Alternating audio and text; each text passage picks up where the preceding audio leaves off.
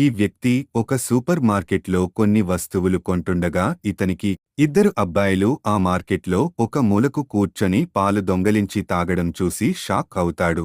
వెంటనే ఇతను తన ఫోన్తో ఆ పిల్లలని వీడియో తీసి ఆ మార్కెట్ ఓనర్కి చూపించి, మీ షాప్లో ఇద్దరు పిల్లలు దొంగతనం చేస్తున్నారు, నేను పోలీసులకు ఫోన్ చేయనా అని అంటాడు.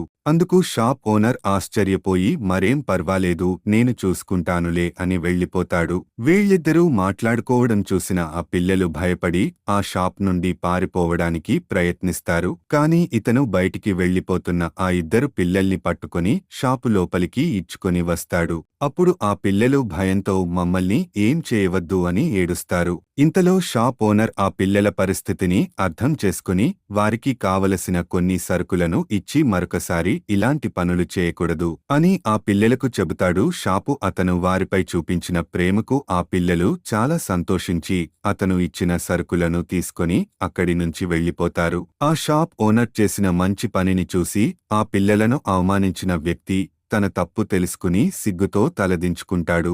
ఈ స్టోరీ మీద మీ అభిప్రాయం ఏంటో కామెంట్ చేయండి. అలాగే మన ఛానల్ని సబ్స్క్రైబ్ చేయండి.